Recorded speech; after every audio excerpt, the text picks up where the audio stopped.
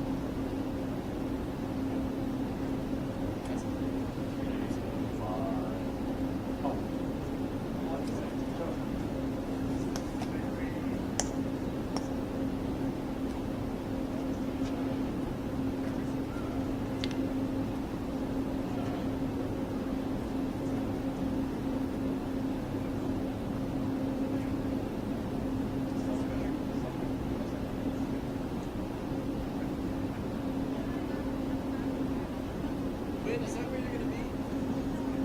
You're going to be there? Should we all shuffle one more time? Oh.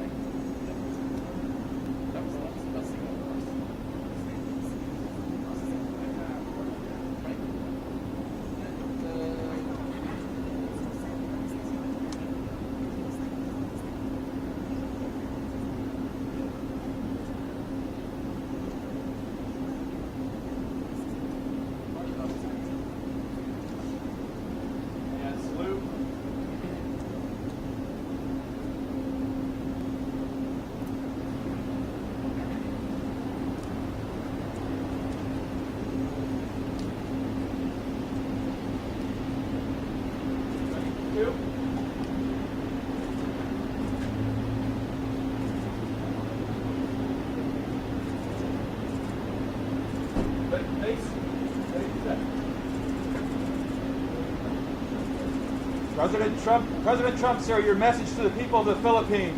We love them. Can you get a trade deal done? And we respect their leader greatly. This is their leader. Thank you. Can you get a He's very tough for negotiating, but that's okay. President Marcos, you think you'll get a deal done today, sir? I think we will.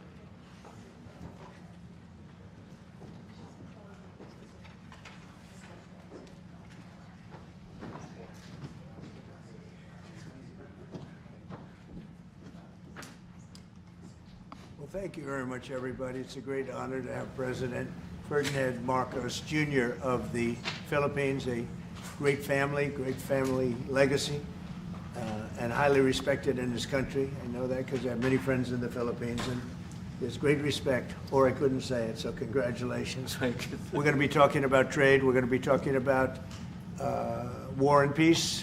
They're a very important nation militarily, and we've had some great drills lately. We're back with them. I think I can say that the last administration was not getting along with them too well. They didn't get along with anybody. They didn't know. Honestly, they didn't know what they were doing. But we have some fantastic military relationships with the Philippines, and that's been reinstituted. And Pete, I would say that you couldn't be happier, right, with the relationship. So I just want to say it's an honor to have you. We're going to talk about trade today, and we're very close to finishing a trade deal, big trade deal actually. And we do a lot of business with you. It's a lot of income coming in for both groups. But I was surprised to see the kind of numbers. They're very big, and they're going to get bigger under what we're doing and what we're proposing. And I just want to thank you for being with us. It's a great honor. You and your representative. It's really a great honor. We have a big announcement. AstraZeneca, the big drug company, is going to spend $50 billion, just announced $50 billion in the United States in order to build various places all over the country, big manufacturing plants, pharmaceutical plants all over the country, so that's an honor. And he said they did that because of the election and because of the fact that the tariffs are placed. So they're building their facilities in New York. $50 billion, that's a big investment. And it's going to be a very good investment. I have no doubt about it. So thank you to AstraZeneca. And with that, I'd like to have you say a few words, please. Thank you very much, Mr. President. Of course, we're all very happy to be here to once again reaffirm the very strong ties between the Philippines and the United States, ties that go back over 100 years. And considering the context in which we live these days, especially in my part of the world, this has evolved into as important a relationship as is possible to have. We must remember that the United States is our only treaty partner in the Philippines, and that has stood us in good stead over the years, certainly through the Second World War, and the cultural memory of all Filipinos, down to even the school children, is that our strongest, closest, most reliable ally has always been the United States. And that is something that we value, that we are grateful for, and that we will continue to foster as we go on. With the leadership of President Trump, I am very confident that we will be able to achieve that. I think it is worthwhile to remember that it was President Trump who, in his first term, characterized the relationship between the Philippines and the United States as ironclad. And that has been necessarily the case since that time that you made that statement, sir. And it is something that the Philippines will always hold close to its heart. Thank you once again, and we are honored, and it is our great pleasure to be here and to visit with the President of the United States. Thank you, sir. It's my great honor. Any questions, please? Mr. President? Yeah, please, go ahead. Go ahead. Mr. President, do you think that Fed Chair Jerome Powell should resign? No, I think he's doing a bad job, but he's going to be out pretty soon anyway. In eight months, he'll be out. But I call him too late. He's too late all the time. He should have lowered interest rates many times. Europe lowered their rate 10 times. We lowered ours none. And it's causing a problem for people that want to buy a home. Look, our economy is so strong now, we're blowing through everything. We're setting records. You know that, you see that. And whether it's the Philippines or anyone else, we're setting records at levels that nobody's ever seen before. But you know what? People aren't able to buy a house because this guy is a numbskull. He keeps the rates too high, and probably doing it for political reasons. The only time I remember him cutting rates, I mean, he cut the rates just before the election to try and help Kamala, or whoever he was trying to help. He probably didn't know. And he's building a building. He's $2.7 billion. They have a $900 million overrun. What is that? And that was given by Biden. That was another Biden deal. And this guy's building this building that's severely overrun. And what does he need the building for? What does he need? He needs space for more people. So they did a big study the other day, and they called all of the great intellects and the great economists and all of the great everything. And it was 71, and only 2 got it right. Me and another gentleman that happens to be very smart. 69 people got it wrong, and the Fed got it wrong, more wrong than anybody. And you know, he has these think tanks, and they build buildings for people that think. And it's really not thinking. It's a little bit of combination of thinking, but it's something you sort of have or you don't have. They don't. The job he's done is just terrible. He ought to raise interest rates. You know, we should be at 1%. We should be leading the world. Instead, we're paying 4%. And if you look at what that means, that's over $1 trillion in interest that we have to pay. That with the striking of a pen, we would be saving more than $1 trillion. Is that right, Scott? Yes, Do you have sir. anything to say about it? Yes, sir. I called yesterday and this morning for the Fed to do a big internal investigation to understand not their monetary policy, but everything else. The Fed has had big mission creep, and that's where a lot of the spending's going. That's why they're building these new or refurbishing these buildings. And I think they got to stay in their lane. And I think that based on the way they cut rates last fall, they should be cutting rates now. It's inconceivable, I know the Fed very well, that they can be spending $2.7 billion to build a building. They don't do anything. It's the greatest job. You show up one day, a half a day, you make a little speech, the economy's doing well, the economy's not doing well, we're going to raise interest. And he's got it wrong. That's why I call him too late, T-O-O, too late. And it's really too bad. But it is affecting people that want to buy houses, and that shouldn't happen. And Mr. President. And you know, he should lower them. Those rates should be 3 points lower. That's what they should be, 3 points lower, maybe more than that. I would like to ask both for you, Yes. one person. Mr. President Marcos, next year, Philippines is going to be the rotating chair of ASEAN. I wonder how do you plan to balance your relationship between the United States and China? And for President Trump, Kremlin yesterday said if you are going to Beijing in September, they wouldn't rule out a meeting between you and President Putin.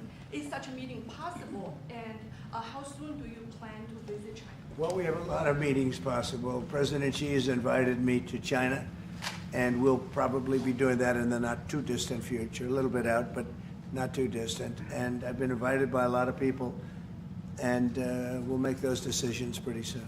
Please. Next slide. Well, as you say, we are chairing ASEAN for 2026.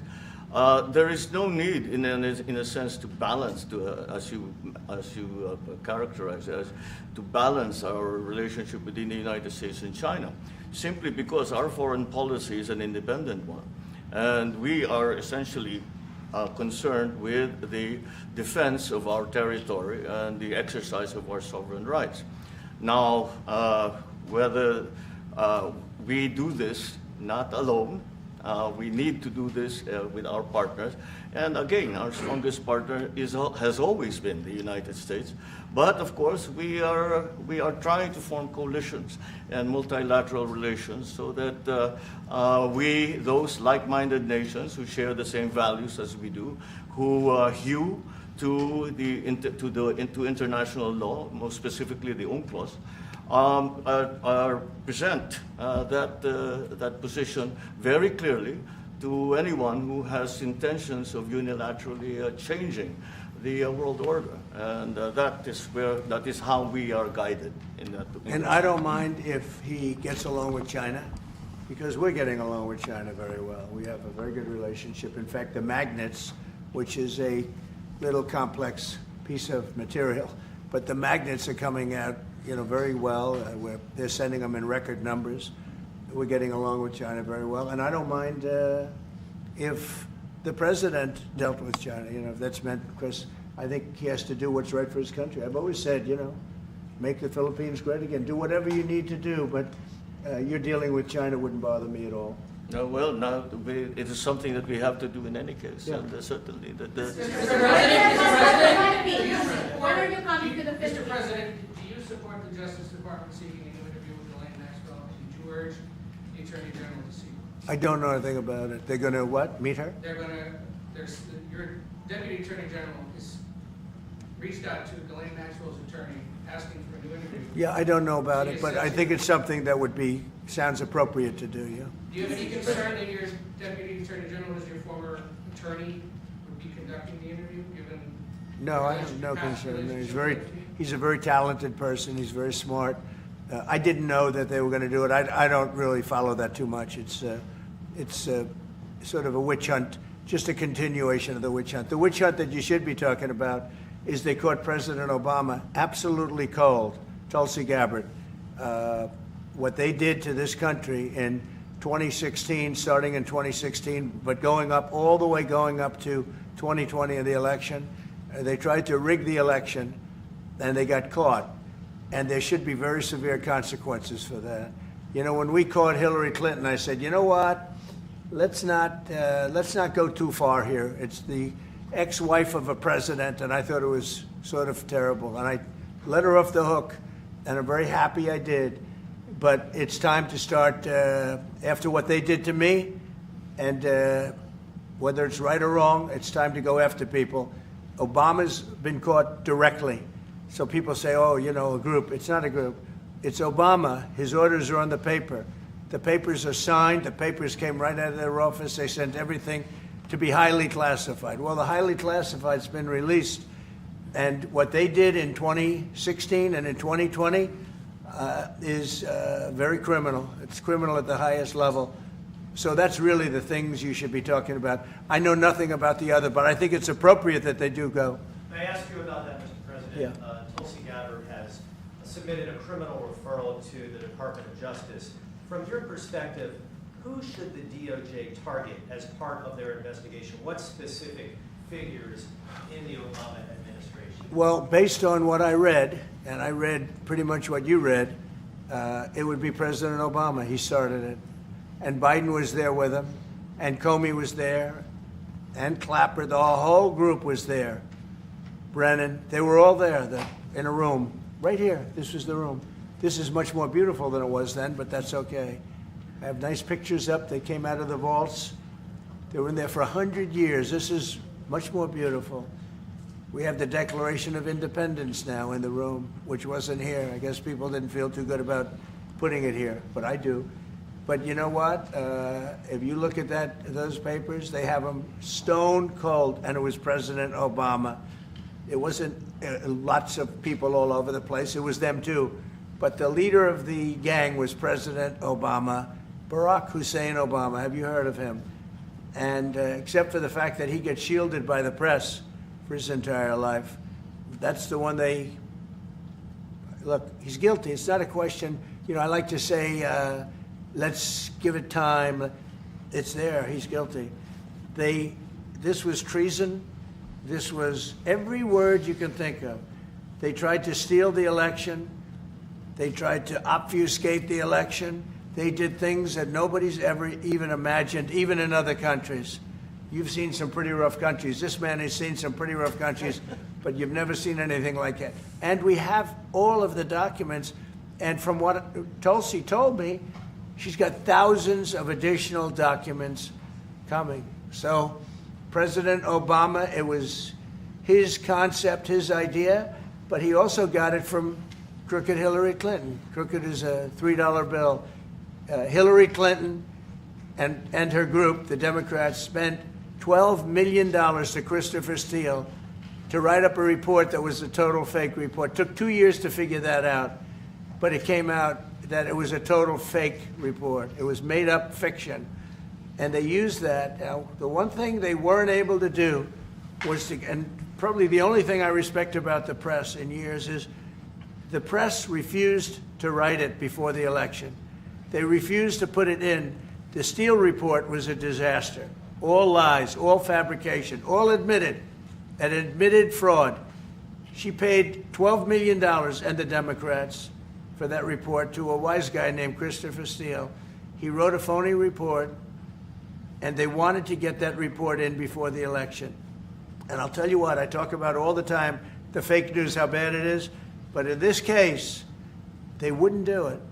They saw it, they read it, and they said, we don't believe it.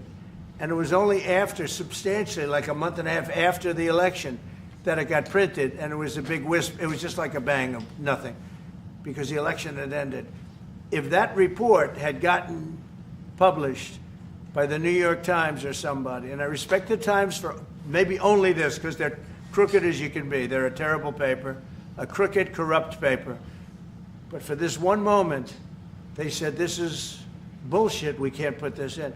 And neither could any other paper. Wall Street Journal's a lousy paper, very, very dishonest paper. As you see, I'm suing them for a lot of money because they do things very badly. It's got a nice name, but it's really, in my opinion, it's a terrible paper, and it can be corrupt. But just so you know, they didn't take the Steele report. It was the dossier. Remember the famous dossier? I called it the fake news dossier. The news wouldn't publish it.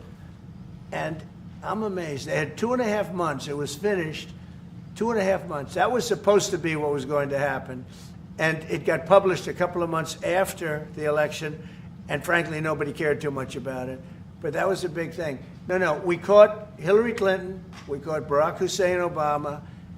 They're the ones. And then you have many, many people under them. Susan Rice. They're all there. The names are all there. And I guess they figured they're going to put this in classified information and nobody will ever see it again, but it doesn't work that way. And it's the most unbelievable thing I think I've ever read. So you ought to take a look at that and stop talking about nonsense, because this is big stuff. Never has a thing like this happened in the history of our country. And by the way, it morphed into the 2020 race. And the 2020 race was rigged, and it was a rigged election. And because it was rigged, we have millions of people in our country. We had inflation. We solved the inflation problem. But millions and millions of people came into our country because of that. And people that shouldn't have been, people from gangs and from jails and from mental institutions, people that we don't want in our country, and people that we're getting out, dangerous people. 11,888 murderers, many of them 50%, more than 50%, murdered more than one person. I hate to say this with such a distinguished guest, but you know, they asked me a question. I got to answer the question. No, Barack Hussein Obama is the ringleader. Hillary Clinton was right there with him, and so was Sleepy Joe Biden, and so were the rest of them. Comey, Clapper, the whole group. And they tried to rig an election, and they got caught. And then they did rig the election in 2020. And then because I knew I won that election by a lot, I did it a third time, and I won in a landslide. Every swing state won the popular vote. But I won that all the same way in 2020. And look at the damage that was caused.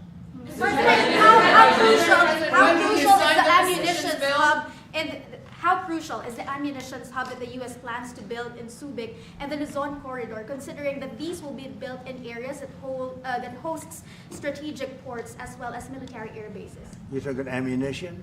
Yes, the U.S. House Congressional Committee on Appropriations approved a budget. Well, it's very important. Otherwise, we wouldn't have approved it. Sorry? Yeah, it's very important. Otherwise, we wouldn't. We need ammunition. We're going to end up in a few months, we'll have more ammunition than any country has ever had. We're going to have more missiles than any country has ever had. We're going to have all the speedy missiles. We'll have the speedy ones, the slow ones, the accurate ones, the ones that are slightly less accurate. We have everything. But we will have more ammunition than any country has ever had. It's very important to me. Okay. Go ahead, please, Red. Sir, when you say that you're close to making a trade deal, what gaps remain? And for President Marcos, sir, I was just wondering, do you not think that perhaps the Philippines hosting U.S. missile systems could be considered escalatory by China, especially because they can strike leaders in China? Thank you. Well, it's an honor to be with this gentleman. You know, I've known him, and I've known his family, actually, but I've known him And I assume you're from the Philippines? Are you from the Philippines? Yes, sir. That's good.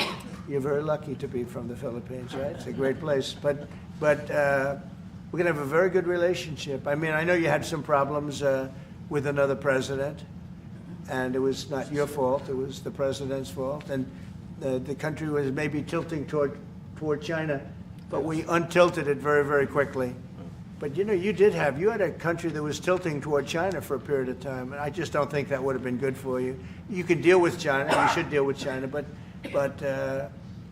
when I got elected, everything changed and they came right back to us. Say it again? Yeah, Brian, go ahead. Oh, Mr. President, I just wanted to piggyback off the Sorry, I have a housing. question to President Marcos. Yes. I'm sorry, what was the question again? It was about whether having U.S. missiles hosted in the Philippines could be considered escalatory by China. All of what we consider part of the modernization of the Philippine military is really as a response to the circumstances that surround the situation around the South China Sea, and now what we used to refer to as Asia Pacific, which we have expanded now to the Indo-Pacific. And if we would certainly, like in any kind of military spending, we would wish that it wasn't necessary, but it is. And so that is what we are doing. And as an adjunct to the question about the ammunition production, this is actually, the United States is assisting the Philippines in what we call our self-reliance defense program, which is to allow us to be self-reliant and to be able to stand our own 2 feet, whatever the circumstances that occur in the future. And the reason that we have encouraged more interaction with the United States is because it is necessary. And it is not just with the United States. It is with all our neighboring countries, and even countries as far afield as the Scandinavian countries, the EU. And so this is an ongoing process. And again, I will stress the point that we do this because we feel it is necessary. And don't forget, just as tantamount to what you're asking, the Philippines were loaded up with ISIS and a lot of terrorists, and they were at a very, very dangerous point. And during my administration, we went in and we wiped them out, working with the Philippines, but we wiped them out. But if we didn't go in, I don't know what would have happened. I don't know who would be your president right now. But we spent a lot of time and a lot of talent on going into the Philippines and wiping out terrorists. They had a tremendous problem during my administration. And we cleaned it up, we got them out, and now you really have a good, solid country again. I believe so, yes. How can you make it more permanent, Mr. President, I want to follow up on the housing question. Yeah. We've got no tax on tips, no tax on overtime, no tax on Social Security. How important is it we have no tax on home sales, capital gains, to unleash the housing market in this country? Well, we're thinking about that, but would also unleash it just by lowering the interest rates. If the Fed would lower the rates, we wouldn't even have to do that. But we are thinking about no tax on capital gains on houses.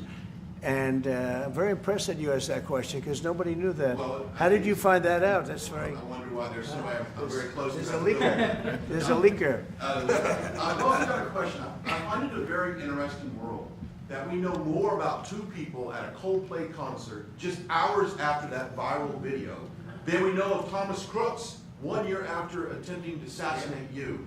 What is holding back the investigation on Thomas Crooks? Well, they've reported to me and they've told me things, and they really say they haven't found anything that was abnormal. I would say this: the Secret Service was very brave because they were right there and they jumped on me. They made a mistake. They should have had somebody on that roof, and they should have had communication with the local police, who also, I mean, they did a very good job, but they made some mistakes, and we have a whole different group of people now. I don't think anything can happen, but I think we have the best people anywhere in the world right now, and I think they've learned. And they went into him very, in great detail. They gave me the whole thing, and what can I do? They say that it was just a nut job that was looking to do this, and I spoke with the FBI, the new FBI. I spoke to the FBI, who was the old FBI, I wouldn't have believed a thing they said, because the old FBI under Comey was crooked as hell. He was one of the most crooked. Everybody should read the Horowitz report. Unfortunately, Bill Barr didn't use it. But the Horowitz report, not appointed by me, it was a report on Comey and the FBI. It is one of the worst shots at a human being I think I've ever seen. In fact, the New York Times did an editorial that was one of the worst editorials I've ever seen about anybody. That was about Comey. You ought to go back and get, and Barr didn't use it because he didn't have the guts to use it, or something happened. I don't know. Too bad. He went to Mr. Durham. Instead of doing the Durham, all they had to use is the Horowitz report. And I always felt badly for Horowitz, frankly, because he's a Democrat, I guess. He was appointed by a Democrat. But that report has gotten lost, and it shouldn't be lost. You should all go back. It should be mandatory reading. Go back and read the Horowitz report on Comey and his cronies. And you'll see exactly, we're going to add that to all the stuff that we found. It just confirms it.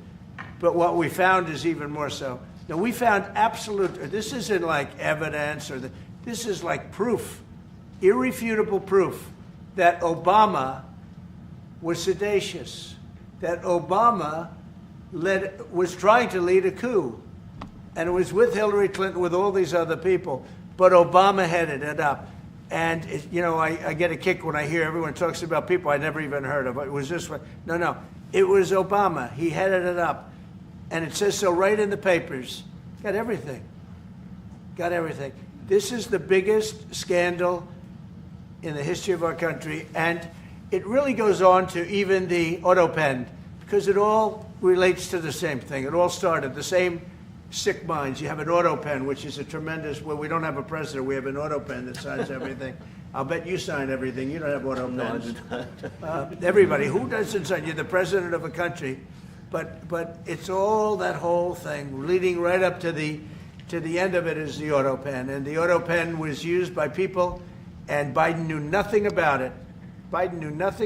They were signing documents that he knew nothing about. As an example, they released the Unselect Committee of Liability. The Unselect Committee spent 2 years grilling everybody, and then they destroyed all the evidence. You know why? Because the evidence made them guilty, and he gave them all a pardon. The Cheney, all the scum that was on the Unselect Committee, Cryan, Adam Kinzinger, and Democrats, and he gave them a pardon. Do you have something else, guys? I was just going to add one more thing on Adam Schiff. Director Pulte reports that Adam Schiff claims he lived in a one-bedroom apartment. Now, how does a family of four, and you're a developer, a very successful developer, how does a family of four live in a one-bedroom apartment? No, it looks like Adam Schiff really did a bad thing. They have him. Now, let's see what happens. It's not up to me. I stay out of it purposely. But it's mortgage loan fraud. It's a big deal. He defrauded banks and insurance companies and the federal government. But it's very simple. It's mortgage loan fraud. And you're right. It's a lot of people to live in a one-bedroom apartment, right? But he put it down. But he has a lot of other things far worse than that. So, no, Adam Schiff, they have him 100% on mortgage fraud. Now, if there's anybody else in this room except you would have no problem. But anybody else in this room, you'd have a problem. I'd have a problem. Yeah, please. So there was a hearing yesterday in the Harvard case. Would you allow Harvard to get their federal dollars back as a part of any agreement with the administration? No, I'm not giving. Harvard's been given $7 billion. Can you believe it? By the $7 billion. And we want money to go to all universities, not Harvard. Harvard got more than anybody else. They have $52 billion. They get huge tax incentives and tax breaks on that $52 billion.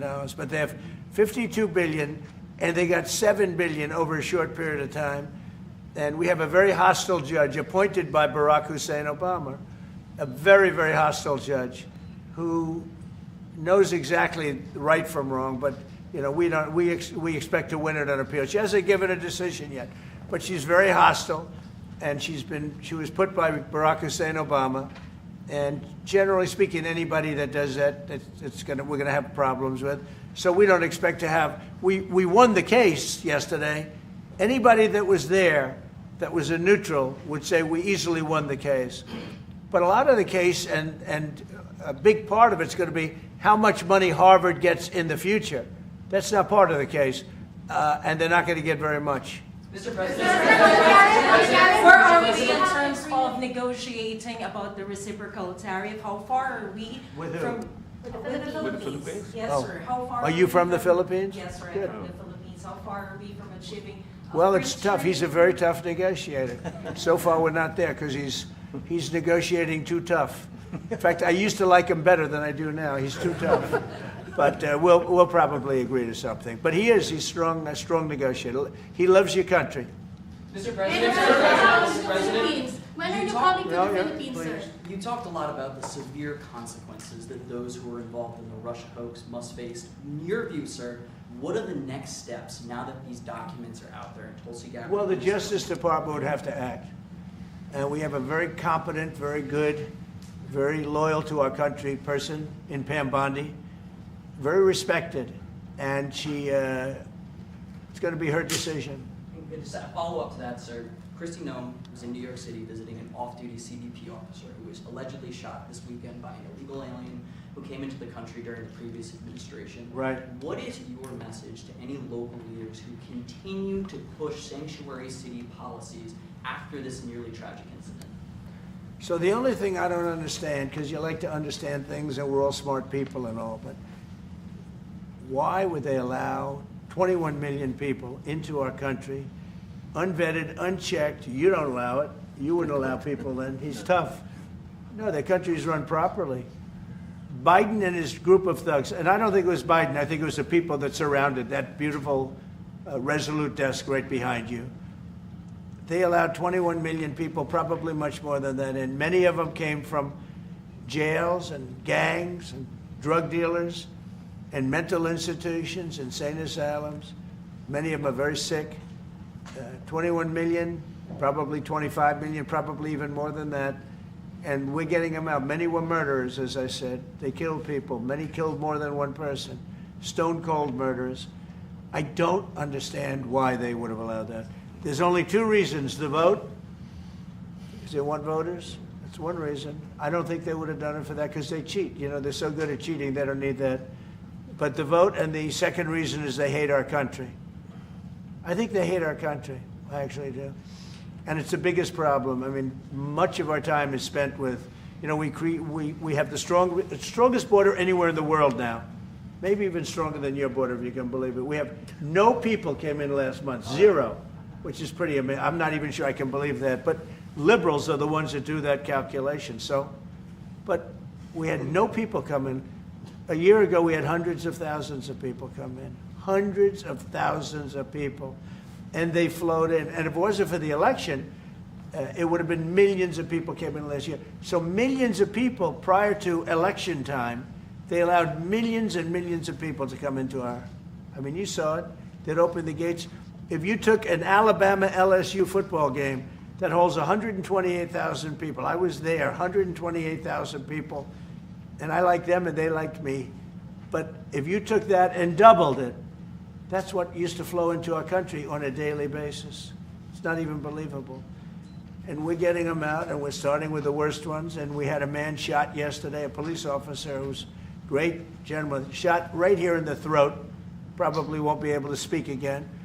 But he was brave, and he shot the other guy, and they ended up getting him. And you saw the scene where his friend took him to a hospital and dumped him down on the sidewalk. The whole thing was crazy. But why would anybody do to our country what these Democrats have done? And honestly, we can never forget it. We can never forget it. What they have done, the damage that they've done to America is very, very sad. Thank you very much, everybody. Thank you, Fred. Let's go.